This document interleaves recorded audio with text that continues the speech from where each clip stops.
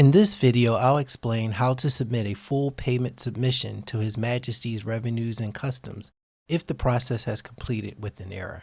Generally, a full payment submission needs to include all the relevant records, for example, all the employees that have been paid in the period.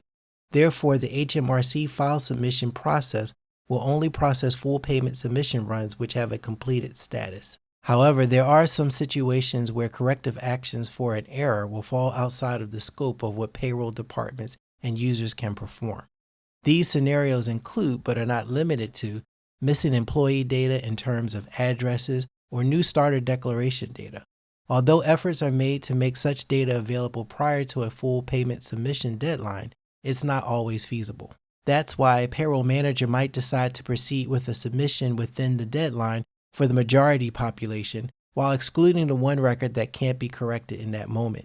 An employee record that has a completed error within a full payment submission process run means that the respective employee will not be included in the submission file that's sent over to HMRC. So let's log into the system and see how to deal with such a scenario.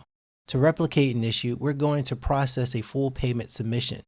Starting from the home page, we'll navigate to where we'll submit a flow. We'll select the legislative data group as the UK legislative data group, and we'll search for and select the Run Full Payment Submission for tax year ending April 2025 flow. Let's input the corresponding parameters, namely the payroll statutory unit, tax reporting unit, and payroll.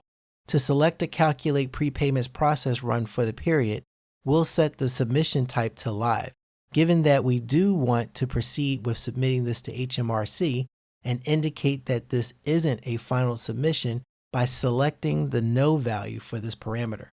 We'll submit this run, and on completion, notice that the Run Full Payment Submission task has a status of completed with alerts. To check the cause of the error, let's download and review the Errors and Warnings report. Let's assume that for various reasons we're unable to address the error highlighted in the Errors and Warnings report for one employee as highlighted here. Since we still need to proceed with a full payment submission for all the employees that have been successfully processed, we're going to go back to our full payment submission flow, and on the Run Full Payment Submission row, we'll click on the contextual menu and select Skip Task. At the warning message, we'll click OK. The action will reset the flow status of our full payment submission run to completed.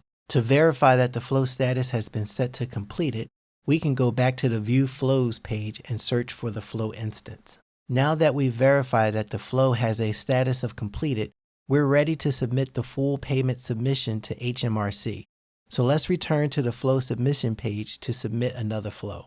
This time we'll search for and select HMRC file submission process. On the Submit a Payroll Flow page, we'll enter the flow parameters and select the flow pattern as Run Full Payment Submission for tax year ending April 2025.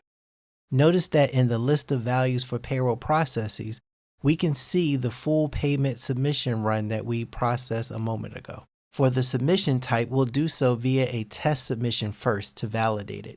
Once validated, we can then do a live submission. In the General Information section, we'll enter a payroll flow. And now we can go ahead and submit to HMRC. For more information on this topic, you can view the courses on Oracle University. Thanks for watching.